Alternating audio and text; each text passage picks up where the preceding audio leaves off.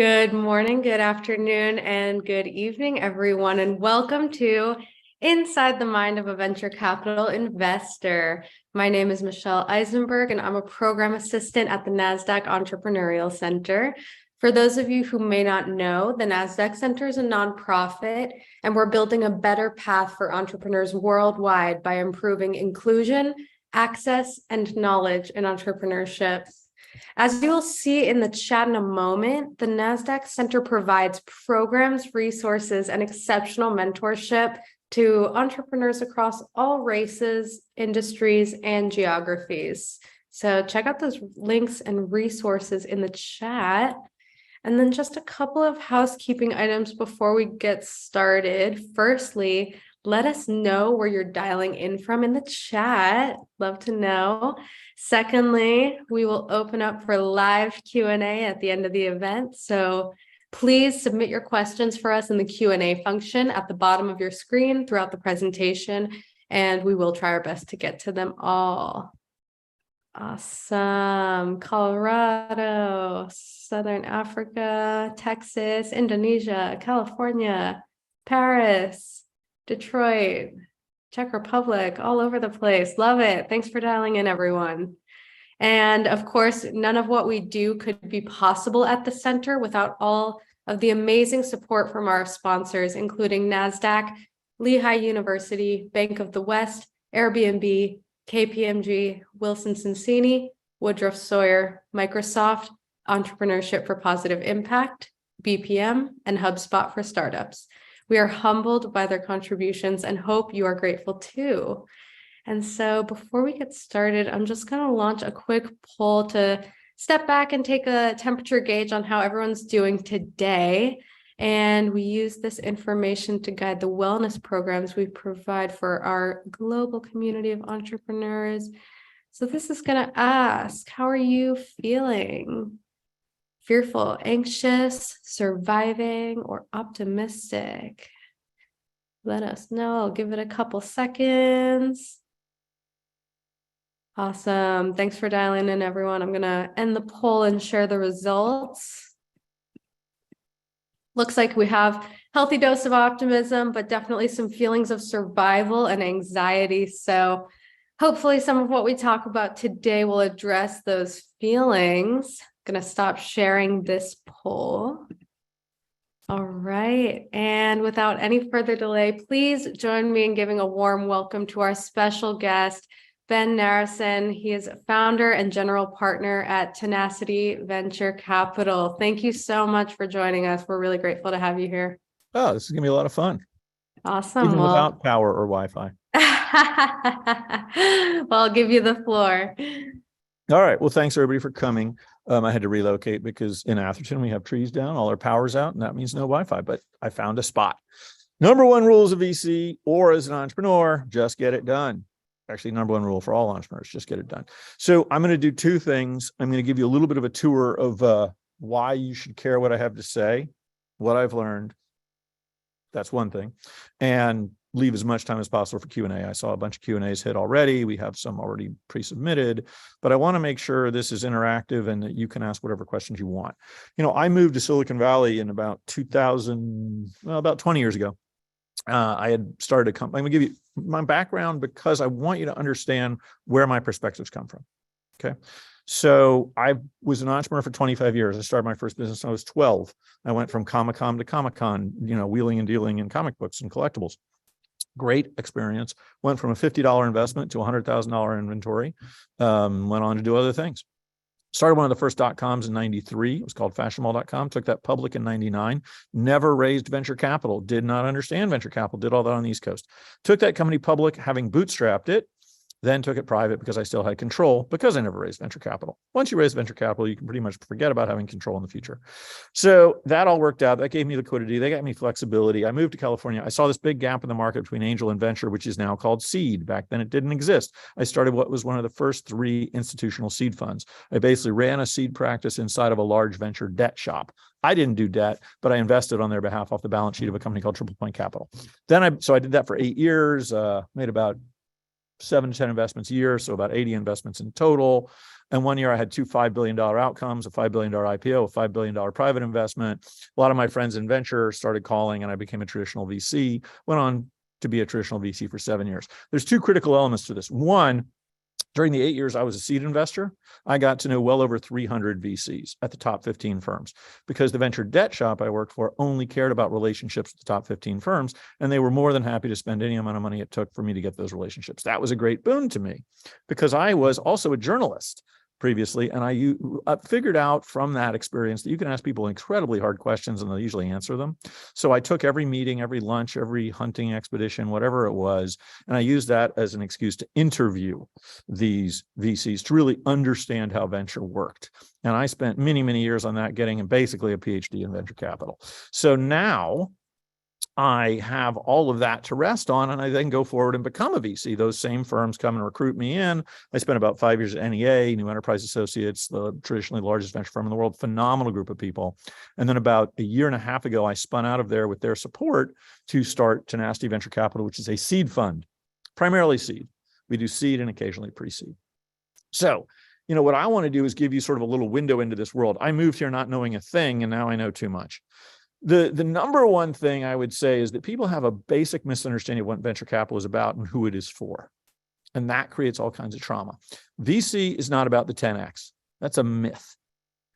It is great to have a 10X fund, phenomenal, top 1%, 2%, 3%. But a 10X outcome, nobody cares. Because you have to believe every investment you make has the opportunity to return the entire fund. And if you're at a $500 million fund, you can do the math. $1 billion fund. I created, there's Moore's Law, and I was always envious. Somebody got a law named after them. So I decided to create my own. It's the Ben rule. If you want to understand if you are viable for venture capital, here's the way to figure that out. Think to yourself, what do I need? Not want, need. What is that thing you need inside of you to call yourself a success and to say yes to the offer that comes your way? Let's say, by point of illustration, that what you need is to be the biggest person in your town, and that means $100 million of cash. Okay? So you own half the company, get a bid for $200 million. That's what you need. So you're excited. $100 million in your pocket. Okay? It's not what any VC needs. If you want to figure out if you're a fit, take your ultimate outcome that you need, divide by 5. That reflects the ownership they're going to have in your company. A VC is typically own 20% of your company. $200 million outcome, half of which is $100 million to you, divide by 5, $20 million. That number has to be at least half the fund, if not more, which means you can't pitch a fund bigger than about $40, $50 million, because it will not be a material outcome to the fund, and therefore they will not be supportive, and there's a real risk they'll veto you, and you will never see that transaction. You have to be very careful who you take money from. You've got to make sure you understand what they need. If you don't understand what they need, you're in for a world of hurt. Taking venture capital is like a basically getting married with a one-way prenup. You're going to be together for 10 to 15 years if you get there. And that prenup is not in your favor. You don't get to fire your VC, but a board does get to fire the CEO and founder if the CEO and founder isn't getting it done. And one version of not getting it done is coming in with a $200 million offer where they think there's a $2 billion outcome ahead of them and saying, oh, this is what we need to do. Immediately they lose confidence in you, and there's a very good chance you get replaced. It happens a lot less than it used to. In the old days, they used to say 40% of founders did not survive as CEOs. Here's a story, a really bad, horrible story I just learned this morning at breakfast. I met with one of my entrepreneurs, a guy I've known for 20 years. I've funded him once. He's got venture funding 3 times. He's a great guy, works incredibly hard. Had a very smart business. It went from 1 million in revenue to 18 million in revenue to 52 million in revenue. And this year was going to do $120 million in revenue. Pretty good, right? He was in my winners column. Guess what? Heading to chapter 7. Company is not going to make it. It's going to go to 0. Not pretty. Okay. The opportunities need to be enormous, but that doesn't mean they're always going to work out. The other side of huge outcomes is 0. Here's one other thing that's critical to understand about venture. The parallel I use is I, as a VC, am building an elite army. I think of myself as building the Israeli army, the single most powerful and successful fighting force in the world. I think incubators and accelerators and a lot of these spray and prayers are building the Russian army, literally millions of people with pitchforks running into guns. But here's the analogy and why it works. I and you both have the same goal. We've got to take that hill. We've got to win that battle. We got to win that war, right? The difference is I'm building and running an army, sort of. It's not a perfect parallel. When I send, right now I have 15 entrepreneurs, 15 founders in the Tenacity portfolio, about 150 I've funded over the last 15 years. They're all going to war, fighting for that big outcome, fighting for that big public company, fighting for that multi-billion-dollar thing that all VCs that matter care about, and that many entrepreneurs that matter care about. I'm not saying it's not success. If you get a lower number, that's a different thing. It's just not a fit for venture. Okay, so they all go to war. Here's the thing about this war. They don't all come home. But I'm a general. I'm not expecting all my soldiers to come home, but I do need them to take the hill. But every single soldier only has that one life to give. So, that is the difficulty. The entrepreneurs have no portfolio approach. Like, I have a portfolio. I spread my risks around a bunch of companies. You don't. You have one company. If it works out huge, big success. If it doesn't, zero is still a zero. So understanding that is important, because it takes sometimes either a craziness and arrogance or just something else to go all the way. Because who turns down $100 million, $200 million, $500 million? You will have to, if you're going to build a company that's appropriate to venture. When I took my company public, somebody offered to buy the company from me. I took it public on the NASDAQ. They offered me the low end of the range. I owned 80% of the company. And my response was, absolutely not. Now, I can guarantee you I would be a wealthier person today if I'd said yes, because I owned 80%. This was pre-dilution. I gave up almost half the company in that IPO. And you're not liquid. Good luck selling your shares.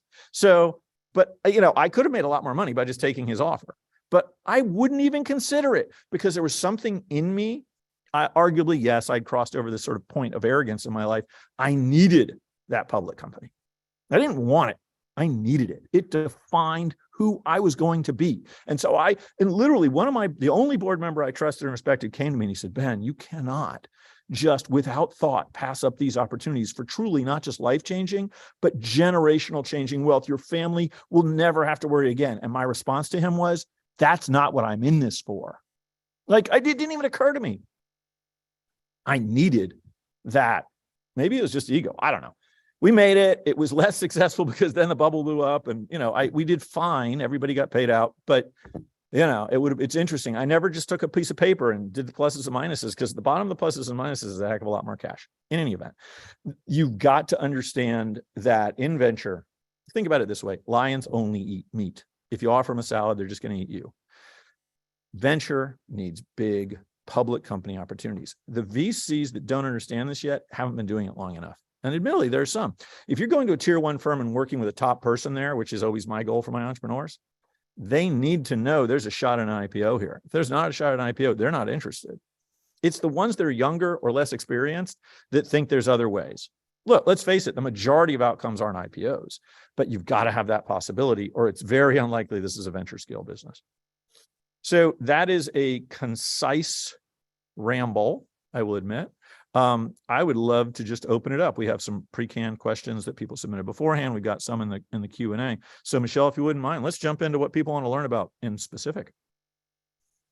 All right, sounds good. So yeah, let's just jump into rapid fire Q&A. I'm just going to kind of go through them. What is your investment strategy and focus area? So I invest in anything tech before the Series A except med tech, security, and crypto. I did one crypto investment in 2014, and ever since then, it's speculative business, and I'm not in the speculative game. I look for 5 things to make an investment.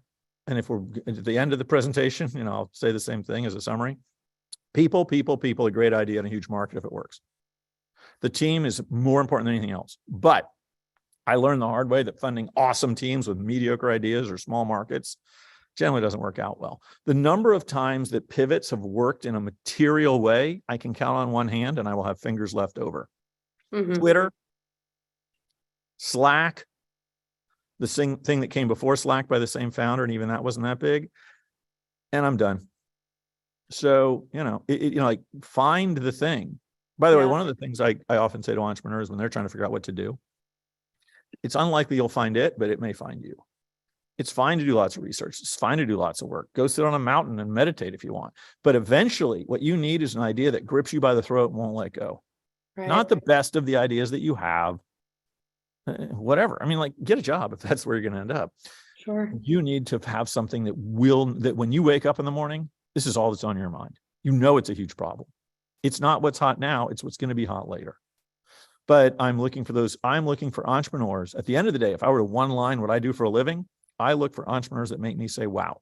We will see in Q3, we saw 1,845 pitches. Wow. How many did we fund? 0. Q4, we funded 1 so far. My partner, Taylor, just told me that if I actually looked not at the pitches we saw, but at all the pitches that were submitted, we see about 12,000 a year. I mean, it's stunning how many people are starting businesses. But you know what? I'm looking for, I have a founder. I love him there, but I won't name him just because I'm going to make fun of him. Yeah. But he's really, really great. And we were talking to an LP, and the LP was like, "Oh, it'd be nice to see some markups." And the founder's like, "Well, you should know that we've doubled our business in the last 6 months." And I said, that's solid. But you remember that we're not funding the top 1% of founders that we see. We're funding the top 2 to 3 bips. And at the top 2 to 3 bips, for you to tell me you doubled your revenue in the last 6 months is like telling me you went to the Olympics and came home with a bronze.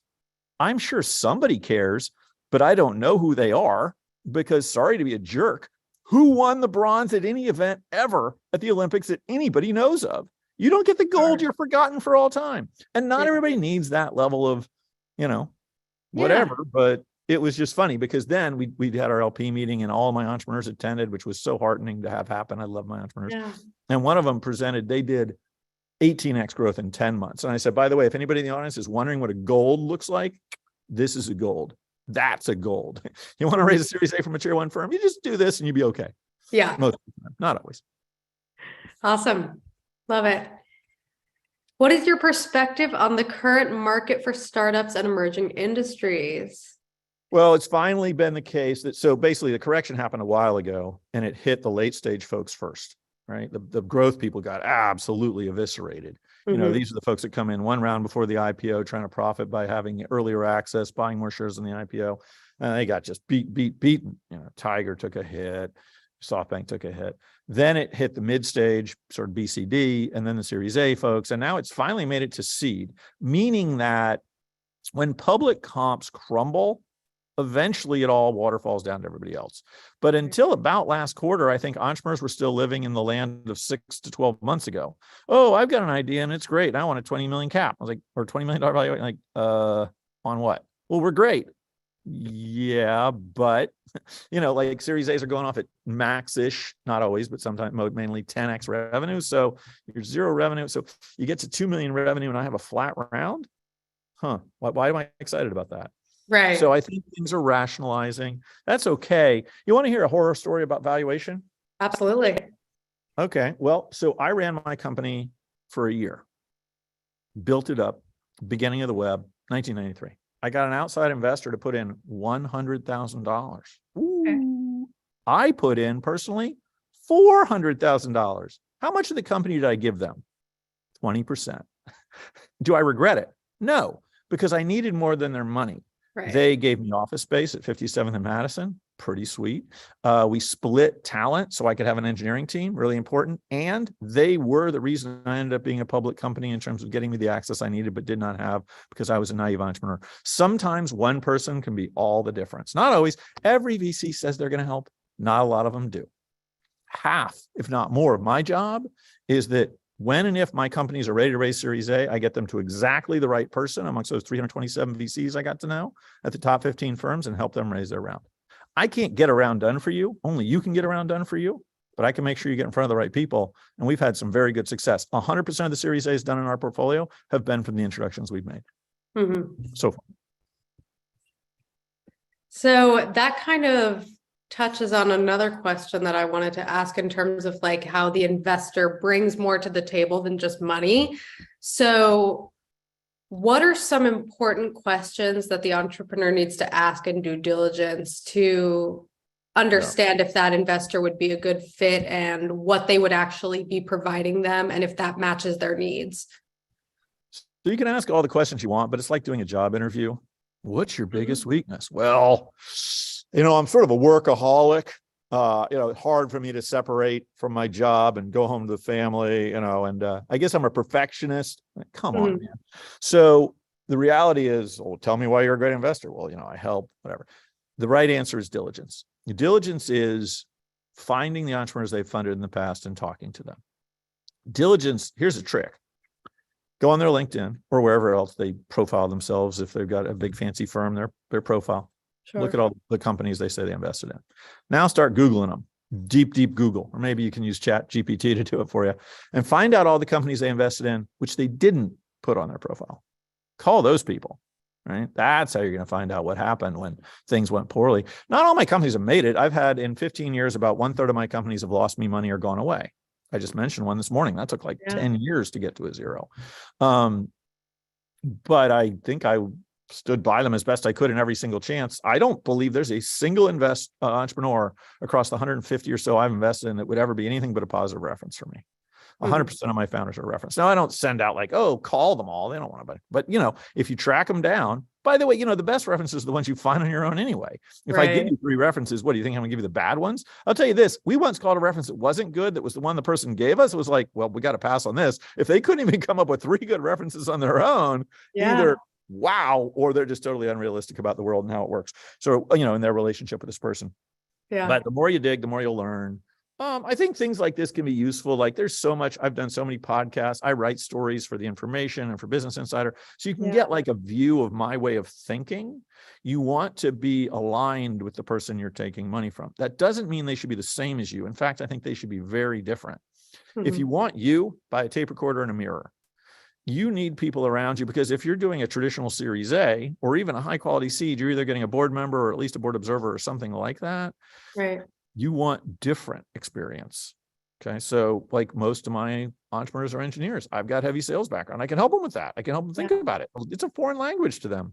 Right. If engineering is Latin, sales is pig Latin.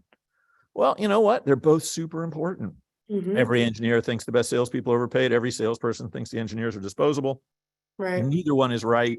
It's just a reality you got to work through. So, like if you're really good at X, you don't need an investor that's really good at X unless they're so far advanced that they're basically taking you to the next level.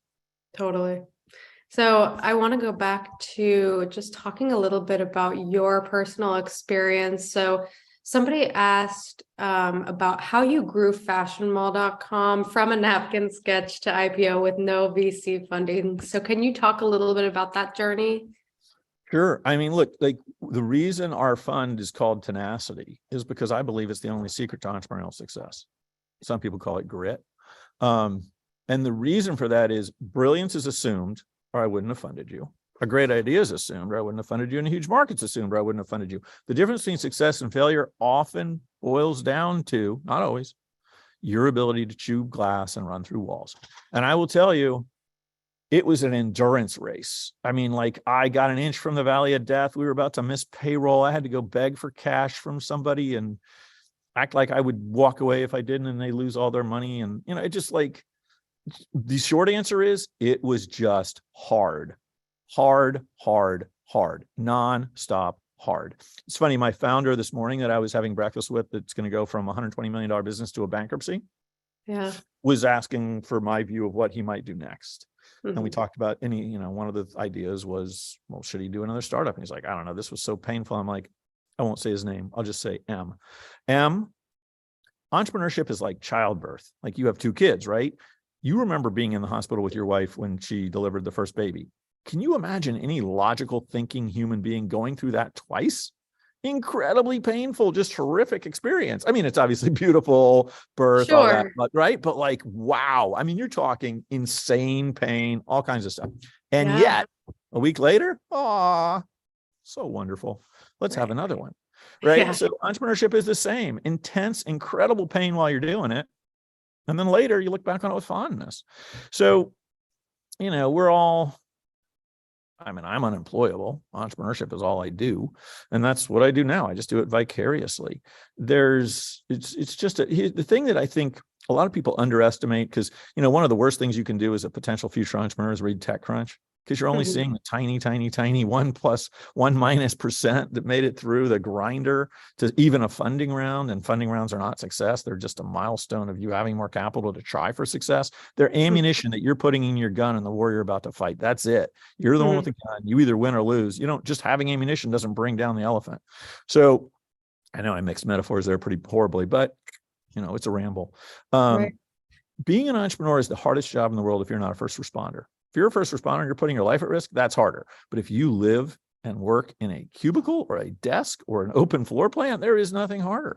So just prepare for it, because, like I had a founder once who came to me 7 years in, he's like, oh, my wife's just can't take it anymore. I got to get out. I'm like, I told you it was this 10 to 12 year journey. He's like, yeah, but I didn't believe you. It's like, well, that's too bad, because I got a lot of experience with this. And it's true. He did stick it out, but these are long, hard journeys. They're longer now because people are getting funded earlier, i.e. pre-seed and seed. And therefore the 10-year journey that used to start at the A still starts at the A, but now you've got a pre-seed and a seed before that, absorbing another 2 years. So, if you can't put your life on hold for 12 years and do this, by the way, anybody that's watching, I hate to say this, but if you think there's a concept of work-life balance, that alone is a hindrance to you being a successful entrepreneur. That is a myth. That is for other people. That is for people that have jobs. Okay. Now, in fairness, if you love what you do, you never work a day in your life. I wake up every morning happy. I did that when I was an entrepreneur. I do that as an investor. I've lost maybe 3 nights of sleep my entire life. I love what I do. But work-life balance is not part of it. You have to find your places of peace. I can't do yoga. I can't meditate. I've tried both. It doesn't work. But I love to stop when I'm by an ocean, put my feet in the sand, walk into the water, stare at the waves, even for 15 minutes. That's a moment of peace for me. I like to read on planes. I don't like Wi-Fi on planes. So you can find peace. I'm not saying your life is nothing but pain, but don't believe there's work-life balance. There's nothing great that has ever been built with somebody managing themselves with work-life balance, in my experience. Maybe there's probably some quadruple unicorn status human that's gotten it achieved, but I've certainly never met him. Love it. It's great. So kind of switching gears a little bit, what advice can you give to building an advisory board, and like what that process might look like in best practice, and when might be the right time for a company to consider building an advisory board? I've actually not had that conversation almost ever with entrepreneurs, except in one instance. And that's when they already have a board. They're considering an independent for the board, maybe on a run up to an IPO or even earlier, but the person is like A- or B+. I'm like, do we really want to use up a seat for this person? Maybe we create an advisory board and let them be part of that. Right. Now, early on, it is certainly a way to get people involved. I, in very rare instances in the past, not so much anymore. Well, that's not really totally true. Have taken advisory seats, almost always tied to an investment, of course.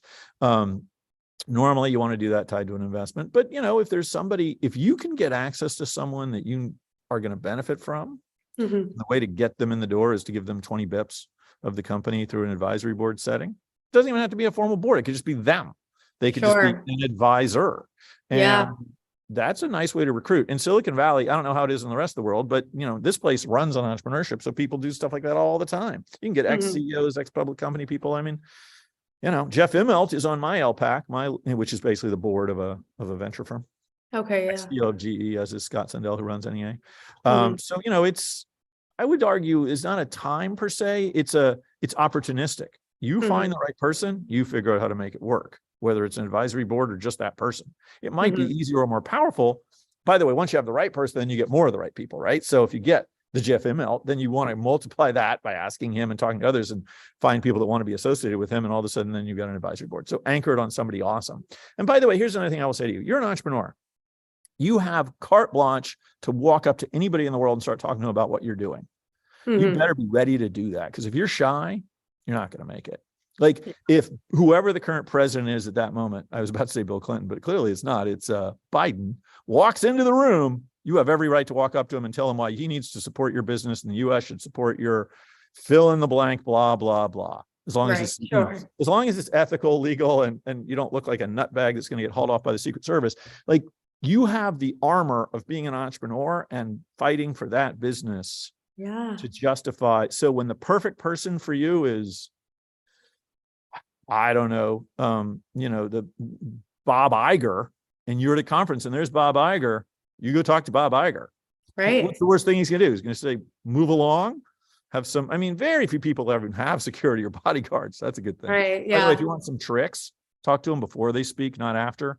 After they stand on stage and speak, there's a line a mile long. Before they speak, nobody has the, I can't say it's to go up and talk to them. And as long as you're Yeah. respectful, it's a good way to not get a deep conversation. It's a, I'm Ben, I'm running this phenomenal business that you need to know about that does X. I would love to talk to you. Could I buy you coffee?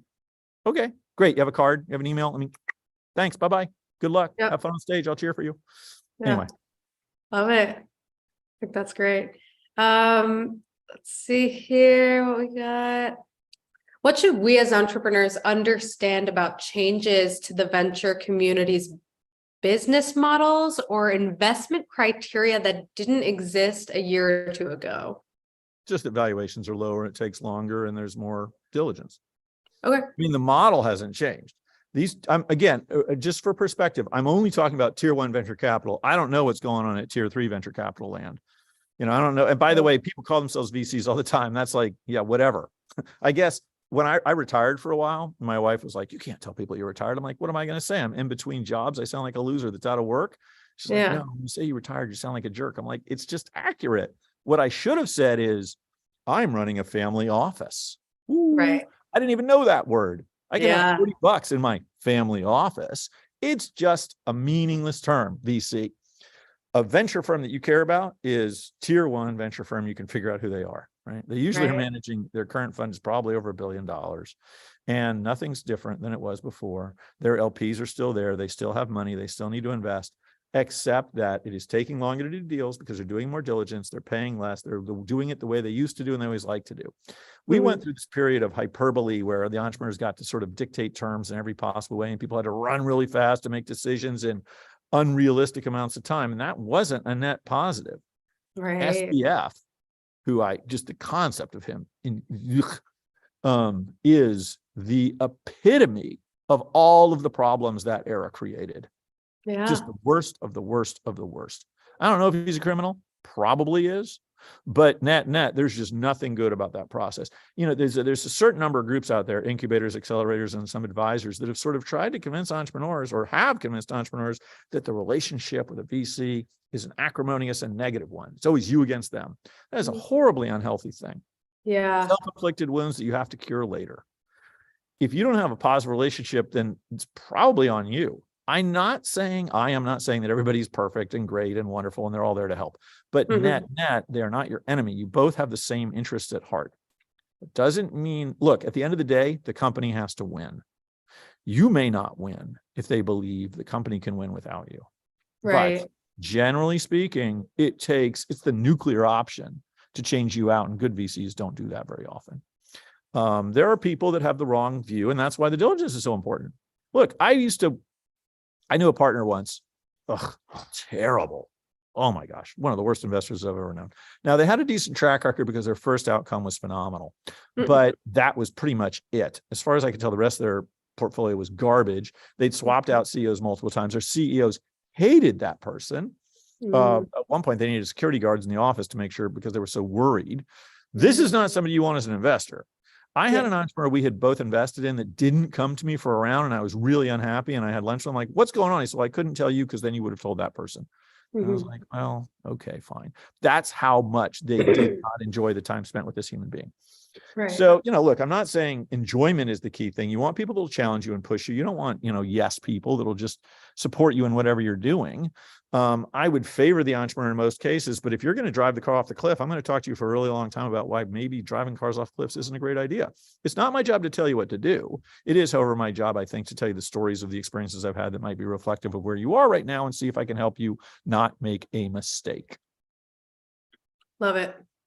So that kind of touches on like, how important is it for investors to put their money towards somebody who is going to be like a positive long-term relationship for them? Like, do they view the relationship aspect of it as important? That's variable. It's highly variable to the individual. I'll give you a very specific example. I always like examples because they tell the story of truth. I had this entrepreneur out of LA.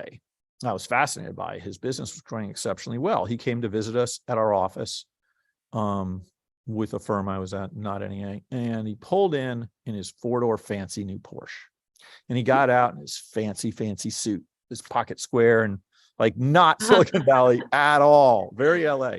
Yeah.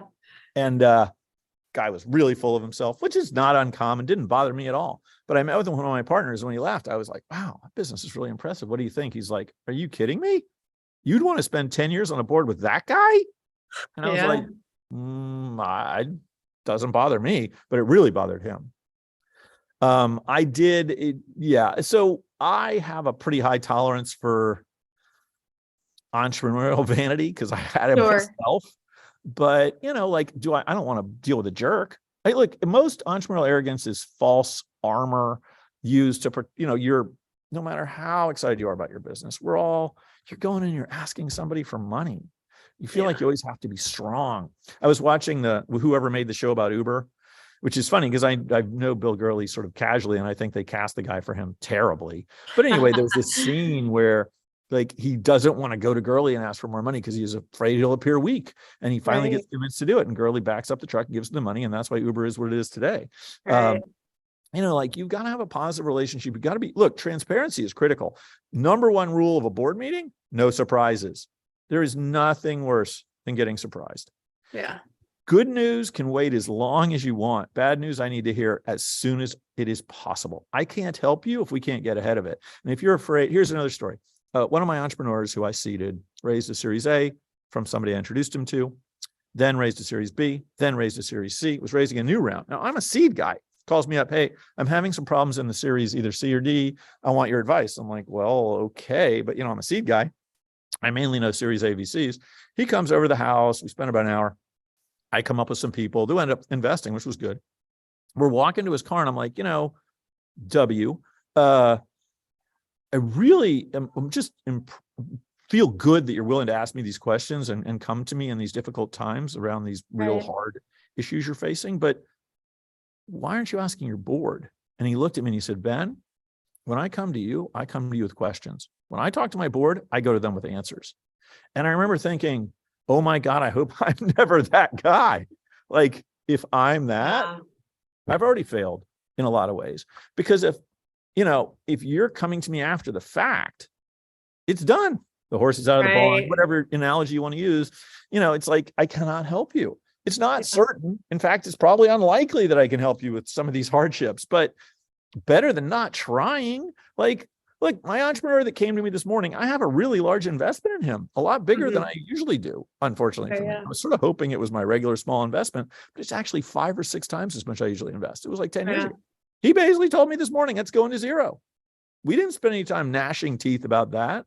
That's part of this game. Like I said, a third of my companies have lost me money or lost it all. So it's part of the life. And, I'm glad he didn't need to worry about, I would have liked to have heard a little earlier about this, but nothing I could. Sure. Yeah, of course.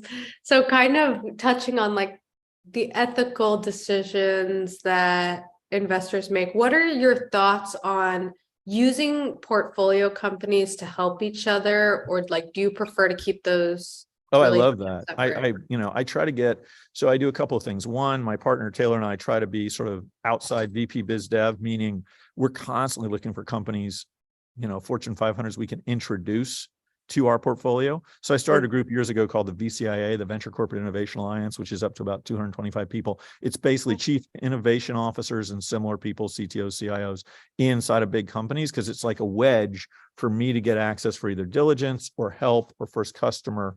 I can't get you a customer, but I can open a door sometimes. That's great. And I also like to cross-pollinate between my entrepreneurs. I try to remember each time I get a new entrepreneur to ask them to make a special offer for the other entrepreneurs, and then I circulate it to everybody. They should help each other as much as they possibly can. They're all in the same war, just fighting different battles. And, I also will do the same even with entrepreneurs I don't fund. If I think they could be useful to somebody, I'll pass them on with an introduction. Another trick that I use that I know people have appreciated, at least in my own organization. My life is a little busy, as I'm sure you understand. I was just trying to get to inbox 0 3 days ago. I Yeah. had 888 to go. I spent the entire day doing nothing but clearing an inbox. Yeah, that's a lot. Then I was forced to go to a Warriors game. I'm just very anti-sport, and I wish I'd not done it because I could have spent the whole time doing that instead of sitting in a room eating chicken, and trying to do other email. But net, if I don't, what I learned was every job I've had has gotten harder in some ways. Nothing's as hard as being an entrepreneur, but like each of my venture roles has been harder than the one before in a positive and enjoyable way. And if I wait till the evening to do the things I promise, I'm up till 1 a.m. doing promised emails. So now I just, in the meeting, we'll say, okay, hold on a second. I think Bob would be a great introduction for you, or Vanessa or Jane. Hold on 1 second.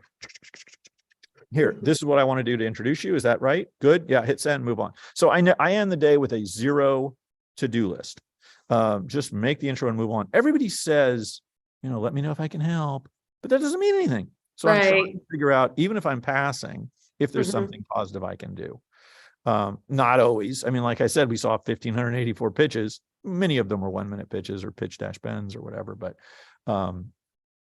where I've, particularly if I'm sitting down with you for an hour, you're giving your life to being an entrepreneur. I'd love for you to succeed. I would rather you succeed and I not get to invest than, the opposite, because all entrepreneurs should win as far as I'm concerned. It's a great breed of human. Yeah. Awesome. Can you talk about one of your biggest failures or mistakes and what you learned from it and how you grew out of it? I hate it when people say blessed, but I've been pretty low. Life's been good. I will tell you a learning I had. In the first 3 years as an investor, I did not have a single company fail. Now, I was investing in PowerPoint slides with human beings that hadn't started doing what they were doing yet. And this worried me a lot, because I thought, well, if nobody's failed when I'm going as early as I'm going, clearly I'm not taking enough risk. So I decided to take more risk. And what I realized later is that's only half the answer. Because unfortunately, remember how I said people, a great idea in a huge market if it works? I decided to take a risk on the first 3. That did not work out well. Yeah. So I am fanatical about the quality of the human.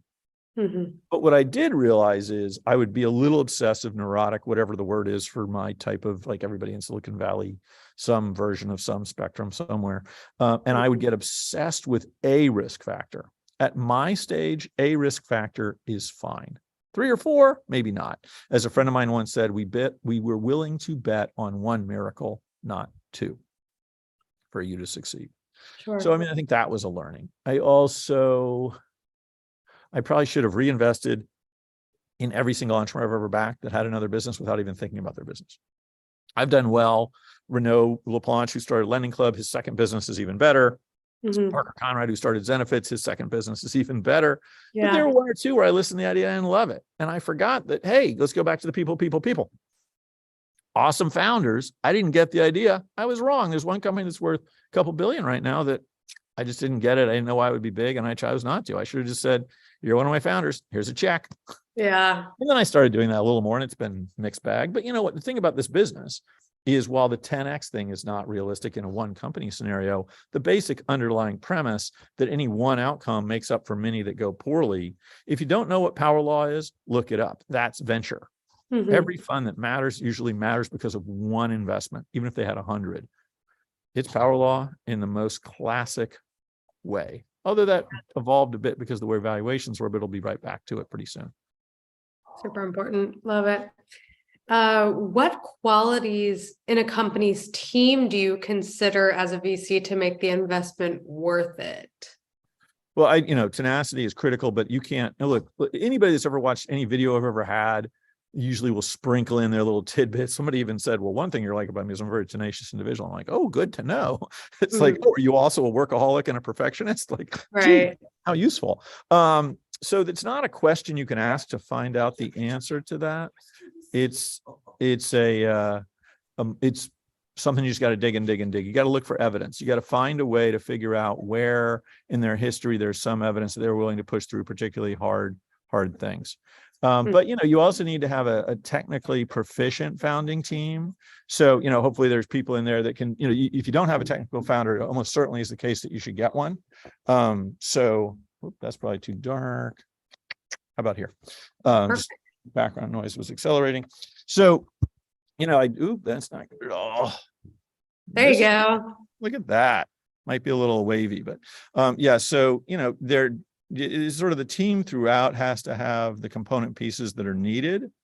Otherwise, it's difficult, not impossible, but difficult to make an investment where there's clearly a missing piece of the jigsaw puzzle. Mm-hmm. So usually you end up with a co-founding team that is a technical lead and, a go-to-market CEO or something like that. But if you don't have both, it's probably easier if you have the technical lead locked down, because the businesses that we invest in are all tech businesses, and you've got to be able to have a business that can scale pretty much to an unlimited level.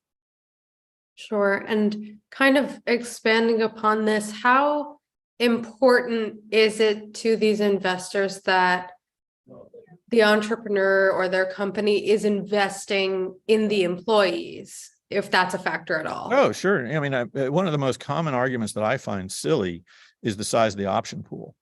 Like if you want a smaller option pool, then I'm worrying that you're not giving enough to your team.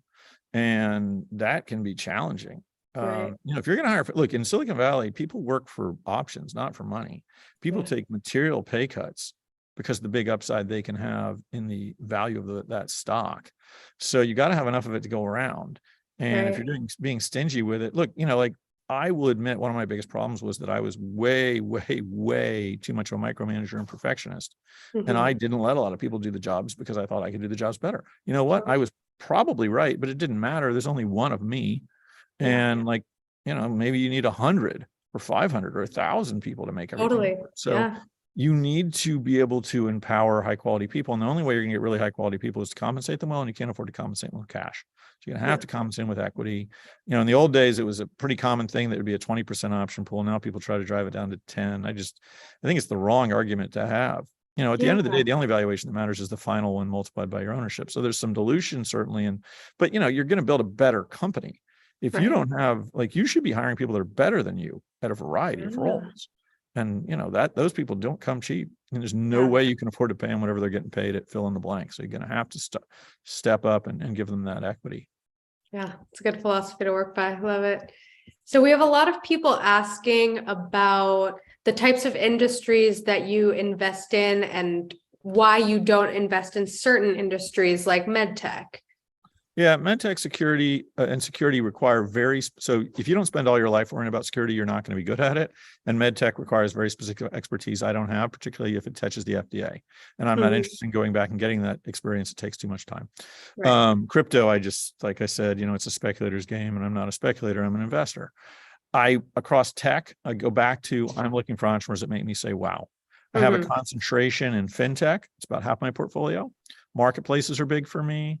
I like mobile a lot, but I have a consumer business called Current Foods that does a plant-based tuna and salmon that tastes just like the regular stuff. So, like plant-based tuna, a manufacturing finance company, a Mexican neobank that does SMB lending, stuff. I've got a real estate business.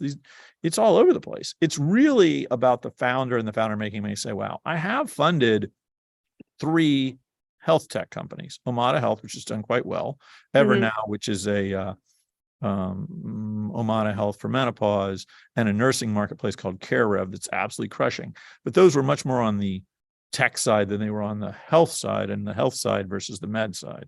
I funded one security company. It didn't work out. I should have funded another one. My gut told me to, but because I didn't know enough, I did too much diligence. 2 people talked me out of it. They were dead wrong. It's a multi-billion-dollar public company. And I was just complaining to one of them recently, who's a major investor at a major fund. And he's like, well, I bid on their A. I'm like, yeah, but you told me it was a crowded space and I didn't do the seed. And he's like, oh, you're right. You have the memory of an elephant, which is true. I'm like an evil elephant. I never forgive or forget. I'm a very trusting and friendly human. Well, I'm trusting anyway. And that means that if you ever do prove to me that I was wrong to trust you and you screw me, I will literally remember it for the rest of my life. I have like 5 grudges. One goes back to high school. One goes back to college. One goes back to, these people will never be off my blacklist. One owed me $147 for 18 months and lives in my community. My wife says I cannot say bad things about him because it's a small community. I'm like, why not? He's a deadbeat. I should be able to say bad things about a deadbeat. He deserves to be tarred with the deadbeat brush. Anyway, but generally, I'm a trusting person until you prove otherwise. Yeah, love it. What are a couple like key pieces of advice that you would have given to your past self when you first started? Well, one thing I would have told myself that I tell entrepreneurs all the time is it's going to be hard. And just remember, it is always darkest before it gets even darker. And then sometimes if you push through, you get to see a glimmer of light. So do not underestimate how long and how hard it's going to be. Like, you just have to suffer. Like, suffering is your place in life. Mm-hmm. That's what being an entrepreneur is all about. Mm-hmm. I do CrossFit, and I steal so many quotes from my CrossFit coach. And one of them that I love is, it doesn't get easier. You just get better. It still hurts. It's still a pain. You still work incredibly hard to do. We just did Murph. It's a 1 mile run, 100 pull-ups, 200 push-ups, 300 squats, then another 1 mile run. I might be getting better, but it's taking me longer to do it. I'm 57 now. So like, it's the same. Like, you can't do 100 pull-ups and just say, no biggie, but you can do them better and more efficiently and maybe with less, So same thing, just, you got to push through. You got to find a way to push through. There's no other option. If, there's all these, whatever it is, quitters never win and winners never quit. I mean, I'm not saying that in every instance you should always be there. Times when quitting might be the right answer, but it's a long way from wherever you are. I have a founder that I funded in probably 2008 or 9. We seeded him. He still has not raised his Series A. Mm-hmm. What are we in 2022? We're talking 15 years. It's time for him to move on. But I guess it fulfills him in some other way. And maybe he's making just enough to pay himself his salary. I don't think that's good life for him. I think he has much more in him. I think he could get a lot further, but he's probably the only founder ever out of 150 where I've said, maybe it's time to quit. Normally that's after 14 years, by the way. For the first 10 years, keep going. Yeah. You got to give it a decade. Like, you got to give yourself permission to give it a decade. And then you just got to fight through every possible time. It's not, like, I was talking to my son who was going through some personal issues. And I said, look, there's always hard times in life. It's like, just think about it mentally like swimming. You just take another stroke. If you stop taking strokes, you sink. That's not an option. Like, you don't get to stop. You're not like swimming across the ocean and you decide to rest without kicking or moving your arms. That's called drowning. So you just keep swimming.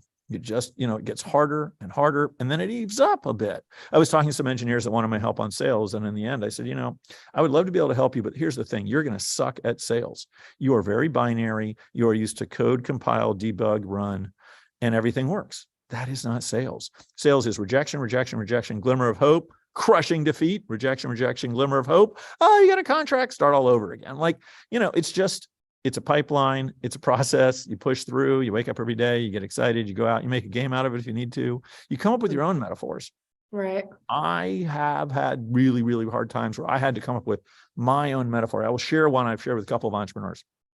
My metaphor for incredibly hard times, other than literally going in the hall and doing push-ups because I was so angry until I got the anger out of me so I didn't yell at the potential source of capital, was to visualize I am Iron Man. I would be about to go into a really important meeting. I'd just say to myself, I would visualize that armor from Iron Man going from fingertips to foot, encasing me in an impenetrable armor. And that was what was my mental construct to fight through. Everybody needs their own mental constructs, their own ways to sort of trick themselves into fighting a battle that's a little harder than they planned on fighting. Yeah, love it. Awesome. Well, that's all the time we have today. So if you could just sum up your advice into one key takeaway for the audience, what would that be? Well, I think you need what I need to make a great business. People, a great idea, and a huge market if it works. And if you ask a lot of people what the 3 most important traits a founder can have, focus, focus, focus. So that's 8 things in one summary. But, this is, do not underestimate when I tell you it's hard. Or when I, tell the story of how hard it is. It is ridiculously hard. Prepare for that. It's not going to be enough. Whatever you do to prepare for it doesn't change anything. I was saying how I did Murph. The thing I hate the most about Murph is the 2 1-mile runs. So I went out and I did a 2-mile run. I hate to run. And I thought, I'm in good shape. Nope. That second 1 mile run after all those, oh, it's just terrible. It's all, but you know what? It looks a lot better in the rearview mirror. Right? Absolutely. Post Yeah. liquidity is a beautiful place to be looking backwards. It's Cool. really, really hard. If you're not willing to fight really hard for something that's going to make it hard on you, get a job. Not everybody needs to be an entrepreneur. It's a cool thing to do, but Totally. there's lots of cool things to do. Being an artist is cool. I'm not good at that. My mother was, not me. Guess that genetic trait didn't pass on. Sure. Pick Yeah. your journey. So going back to people, great idea, huge market that works. Find the thing that grabs you. Find the thing that really grabs you, that will not let go, because you're going to give a decade or more of your life to this thing, maybe a lifetime. It better be something you care about every single day you wake up, or eventually it'll wear you down and you'll give up. Yeah. I love it. Thank you so much for joining us today, Ben. This was so insightful. Our audience is sending their thanks to you as well in the chat. Oh. And before we leave, I'm just going to launch one more quick poll to get a sense of what is keeping you guys up at night. So if you could just quickly key in your answers. This also helps guide our programming by. Awesome. All right, I'll end that poll and share the results. Looks like finance is in the lead. We got some sales, scale, and team up there as well. So we will take that into account with our future programming. Thank you all so much for joining us today. We're so grateful to have you here, and you can view upcoming events by using the link that is being dropped in the chat. We look forward to welcoming you back online with us soon.